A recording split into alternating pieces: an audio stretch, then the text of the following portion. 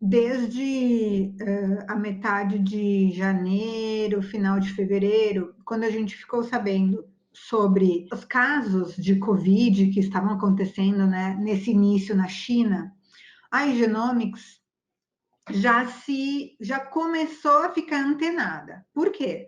Bom, vocês sabem que a gente é um laboratório, né, que tem presença a nível mundial, e uma das nossas filiais realmente está localizada na China. E hoje essa filial é onde a gente centralizou a grande parte dos nossos sequenciamentos de exoma. Então, para nós, já foi um primeiro alerta quando os casos começaram a aumentar em fevereiro, final de janeiro, na China, porque a gente teve que se paralisar na Igenomics e começar uma série de discussões, reuniões, em que a gente tinha que começar a fazer planos de contingência. Planos de contingência para quê?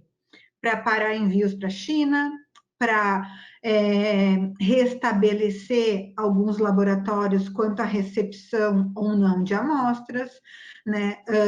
Ver se esses laboratórios em outras cidades, em outros países, estavam aptos para receber um volume X de amostras que até hoje eles ainda não recebiam, para dar conta dos fluxos que a gente estava. E aí, então, internamente na Genomics, a gente começou a fazer vários planos de contingência a partir da metade de fevereiro. Inicialmente foi focado realmente só no nosso laboratório na China, porque ele foi o primeiro laboratório a fechar, então toda a parte de testes de sequenciamento, exoma, CGT, painéis, foram transferidos para a Espanha, foram transferidos para Valência, e alguns outros testes ainda acabaram ficando nos Estados Unidos, né? Então, a gente ficou com 2 laboratórios aí fazendo sequenciamento de exoma.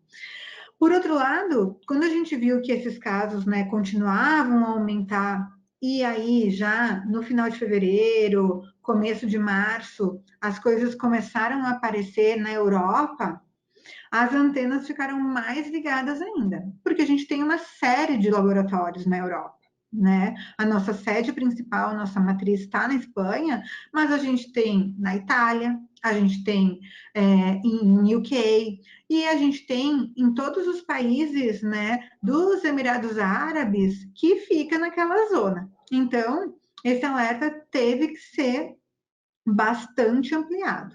E aí começou não só os planos de contingência na parte laboratorial, quanto à recepção de amostra e realização dos testes, mas também os planos de contingência quanto ao trabalho e à segurança do pessoal, né? E aí a gente dividiu, né, as tarefas, a gente começou a pensar em como a gente iria trabalhar, e a primeira coisa que a gente fez foi diminuir, então, reduzir o volume de pessoas, né, que tinham que ir dia a dia para as genômicas, ou para as genômicas. E, né, até hoje, começando na Espanha e na Itália, até hoje, então, né, a gente ainda continua com um certo isolamento nesses países, uma boa parte do pessoal continua fazendo home office, e eu acho que a grande vantagem que a gente tem, que a gente trabalha com uma tecnologia hoje, que a gente tendo acesso ao computador e à internet, a gente consegue fazer 95%, eu acho, de tudo que a gente precisa no computador, então a gente pode estar em qualquer lugar trabalhando, mas é óbvio que uma parte do pessoal tem que continuar estando presente no laboratório. E hoje, né, na Espanha, a gente tem apenas 15% desse pessoal presente no laboratório, dividido em 2 turnos.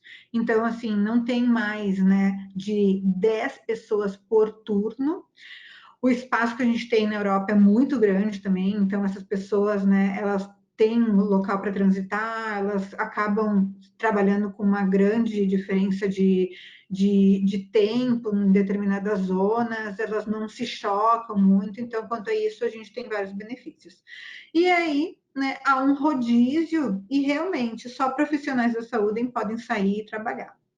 Mas, ao mesmo tempo que a gente teve que dividir, então, fazer essa divisão do pessoal que iria continuar indo para a Genomics, recebendo a amostra e procedendo, né, com a primeira parte aí da análise dessas amostras, porque toda a outra parte é sequenciamento e dados no computador, que daí a gente pode fazer as análises em casa, tinha outra parte de contingência econômica, que era muito importante, porque apesar de a gente ter fundos, né, um poder aquisitivo para se acontecer alguma coisa, a gente também tem que prevenir que um rombo maior aconteça. E aí a gente começou a fazer, então, uma vasta, né, revisão econômica do nosso budget, e muitas coisas que estavam previstas para esse ano foram adiadas, talvez, para o segundo semestre ou para o ano que vem. A gente reduziu, então, aí, né, algumas necessidades, algumas coisas que a gente ia comprar, mas que não eram tão necessárias, e as expansões que a gente estava prevendo para esse ano, nesse exato momento, estão em stand-by até a gente ver o que vai acontecer. Por outro lado, né, aqui no Brasil também a gente ia fazer uma expansão, então ela está estacionada, né? Não foi cancelada, só está estacionada para a gente ver realmente se a gente vai conseguir fazer no segundo semestre ou se a gente vai deixar para 2021. E aí, no final de fevereiro, primeira semana de março, a gente já tinha tudo estabelecido. Então, a gente já sabia como que era a nossa situação econômica, a gente já tinha feito toda a previsão para os próximos 6 meses, e estabelecido o que era prioritário e o que não era prioritário.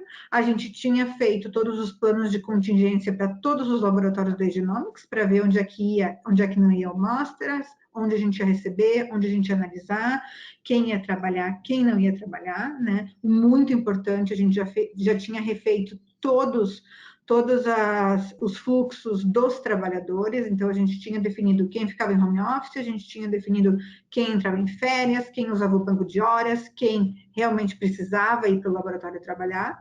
E aí, quando o Brasil, então, realmente entrou, começaram a aumentar os casos e a gente teve que entrar em isolamento, principalmente aqui na cidade de São Paulo, a gente já tinha as coisas bem redondinhas. Porque a gente vinha aí, né, de quase um mês e meio de aprendizado entre China e Europa.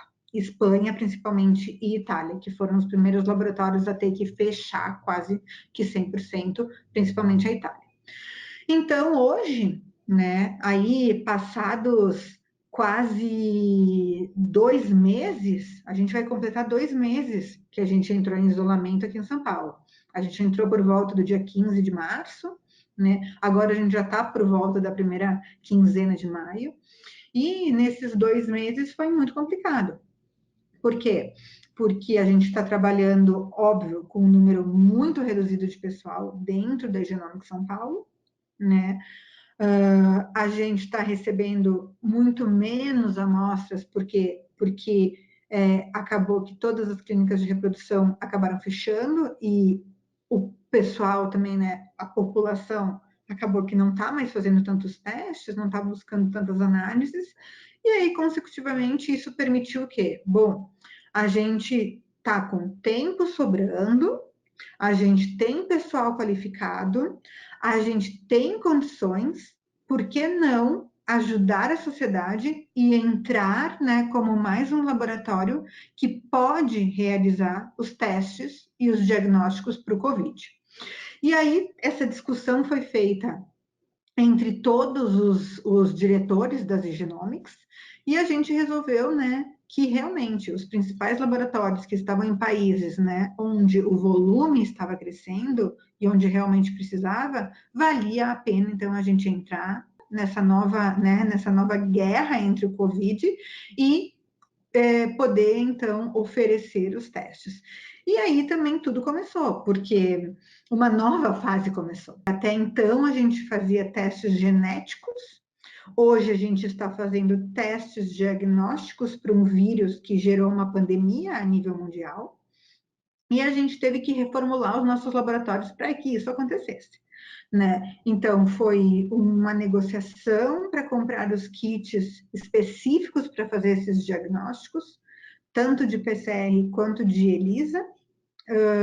Foi uma vasta, né, um vasto período de espera, porque, óbvio, a Espanha e a Itália foram os primeiros países a receber os kits, os Estados Unidos foi o terceiro país a receber o kit, mas nós aqui no Brasil ainda estávamos esperando, né?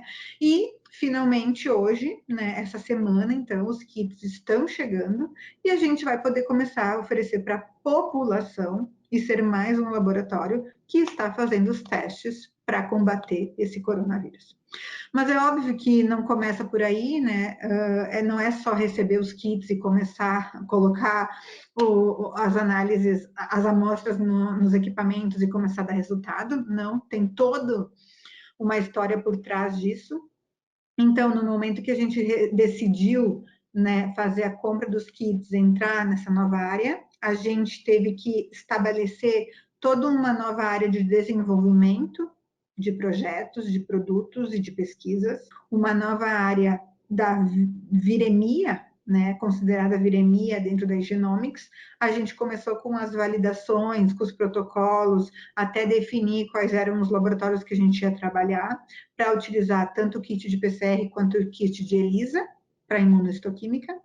E aí a gente acabou definindo, então, também por a gente estar a nível mundial, em laboratórios, kits e protocolos que fossem já validados pelo FDA. E assim, né, da mesma maneira, o mesmo teste, o mesmo produto que a gente utiliza para coleta, para o transporte, para análise, o protocolo, a maneira que a gente está fazendo o resultado e a maneira que a gente vai entregar para vocês. O laudo é a mesma maneira que a gente está fazendo na Europa, é a mesma maneira que a gente está fazendo nos Estados Unidos. Não tem diferença alguma, nem de protocolo, nem de kit, nem de resultado. Então, vai ser tudo automatizado, vai ser tudo automático, como a gente está acostumado a trabalhar, e isso vai facilitar muito a nossa rotina e possibilitar que a análise seja expandida, né, semanalmente. É óbvio que a gente sempre tem um limitador, que são as entregas, né? Porque o Brasil não está como o primeiro país não é o país de primeira opção. Então, a gente está aí tentando fazer negociações e tudo para ver se a gente consegue aumentar semanalmente esses volumes de amostra. E com isso, então, né, feitas essas primeiras decisões, negociações e podendo começar com as análises, né, de rotina para beneficiar a população desses países, a gente começou também uma outra linha, a linha de pesquisas do Covid da Igenomics. Como vocês sabem, a gente tem 2 laboratórios de investigação, né, de pesquisa, um fica na Espanha, em Valência, e o outro a gente abriu esse ano em Boston. E os 2 laboratórios, então, estão trabalhando com várias linhas de pesquisa relacionadas à fertilidade.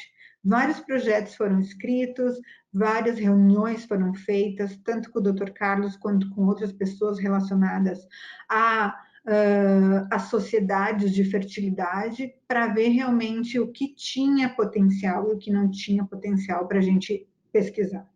E aí, então, a partir dessas decisões, estão começando a andar, né, alguns projetos após aprovação, porque também vocês têm que pensar que a aprovação de um comitê de ética, tanto nos Estados Unidos quanto na Europa, é muito mais rápida do que no Brasil. Então, eles estão saindo do forno da aprovação e estão começando, né, a serem lançados aí os projetos nessa próxima semana. Isso também vai ajudar muito a medicina reprodutiva, vai garantir cada vez mais uma segurança para o paciente, e com esses novos projetos também vai impactar em que a gente vai descobrir uma nova linha. A gente vai poder ver, a gente vai poder saber se realmente não só esse vírus, o SARS-CoV-2, mas se realmente há esses vírus que a gente tem aí, né, andando, e que a gente sabe que muitos podem afetar a reprodução, a fertilidade, acabam chegando em níveis, né, mais acentuados, como, por exemplo, no sêmen, no endométrio, no embrião, e aí sucessivamente. E um dos grandes motivos que a gente acabou também introduzindo os testes da Igenomics, na Igenomics, e sendo mais um laboratório onde a gente pode realizar esses diagnósticos, foi sobre a consciência que a gente tem. a gente também é a favor, a gente também está na linha da OMS. A gente tem certeza que a única maneira de a gente prevenir e a única maneira de a gente não aumentar mais os casos e reduzir as mortes é através da testagem. Então, um conceito muito importante que a gente quer fazer com que isso cresça e se expande é o conceito Covid-free. O que é esse conceito? Bom, a gente sabe que o quê? Se a única maneira de a gente fazer, se a gente ter o diagnóstico, é a gente testando, a gente precisa introduzir o teste de diagnóstico na maior parte da população. Porque no momento que a gente conseguir aumentar os nossos números de testagem, a gente vai ter um melhor cenário real do que está acontecendo para poder, então, a gente discernir o que a gente precisa. E na Genomics não é diferente, né? A única maneira de a gente poder voltar, de a gente trabalhar, é realizando a testagem em todos os nossos funcionários. Não diferente da Espanha, da Europa, da China, dos Estados Unidos e agora aqui no Brasil, com a chegada dos testes, a gente preconiza a testagem do passaporte biológico. O que é o passaporte biológico? É a testagem do PCR como um teste de diagnóstico gold standard e a realização do ELISA como um teste para a gente detectar a imunidade desse paciente, desse pessoal que está trabalhando, dessa população, a minha situação. Então, é muito importante que a gente pense, né, que a gente queira uma sociedade com Covid-free, onde a gente introduza a realização desses testes e com esses testes a gente possa ter um cenário em que a gente vai saber se o indivíduo é PCR positivo e ele está infectado naquele momento e ele precisa de isolamento social. Ele precisa ficar em casa, ele precisa ficar isolado, porque é a única maneira que ele tem de melhorar, né, depois de 15 dias e poder voltar para a sociedade já passado, né, pela pior situação. O outro cenário é o cenário em que o PCR já deu negativo, mas o ELISA, as imunoglobulinas deram IgG positiva, e aí a gente tem um cenário em que ele já pegou o vírus, ele já passou pelos sintomas, ele já ficou com a imunidade e ele está livre para voltar à vida normal. Ele está supostamente imune a esse vírus e ele pode seguir com a rotina que ele tinha antes. E o terceiro cenário que a gente está esperando é o cenário em que a gente vai ter aquele indivíduo em que ele é PCR negativo e imunoglobulinas negativo. E esse indivíduo é o indivíduo que a gente precisa cuidar. Por quê? Porque ele ainda está propenso a pegar o vírus, a ser suscetível pelo vírus a qualquer momento, a qualquer dia. Então, a gente vai ter um cenário em que a gente tem 3 linhas para trabalhar.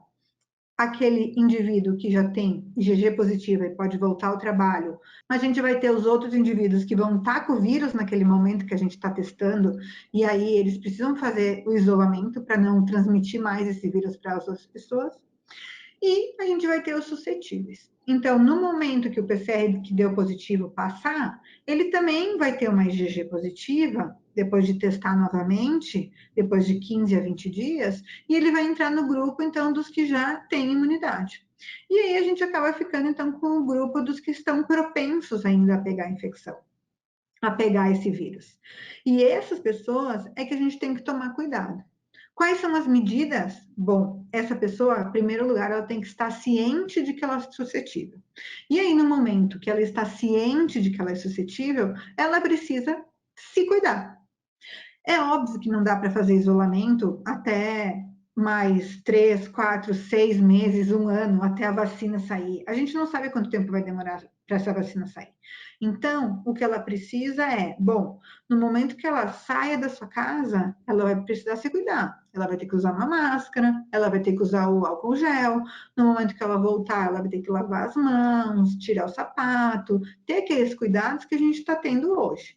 E, por outro lado, se ela tiver que voltar ao ambiente de trabalho, talvez a gente vai ter que pensar como que a gente pode fazer um ambiente de trabalho mais propício para essa pessoa para diminuir o risco dela.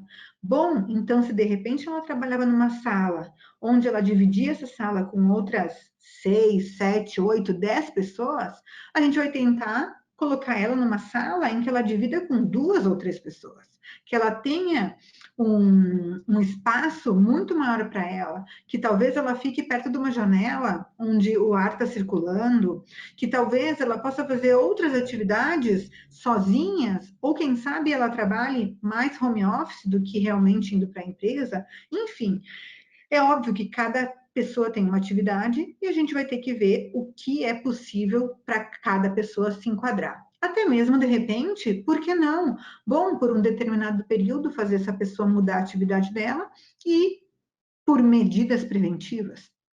Por outro lado, as pessoas que já, já têm uma IgG positiva, elas podem voltar e ter vida normal e corrente. Então, se essas pessoas que já são IgG positiva podem ter vida normal e corrente, né, numa sociedade já livre de Covid, essas pessoas podem ser as pessoas que, bom, vão precisar sair na rua com mais vezes, vão precisar socializar, vão precisar, de repente, sair para se encontrar, fazer uma reunião presencial, ter contato com outros pacientes. E aí a gente pode pensar, né, nessas possibilidades. Então, o mais importante é a gente ter certeza do diagnóstico de cada pessoa, ter o panorama da nossa empresa, da nossa sociedade, para a gente, então, poder seguir adiante.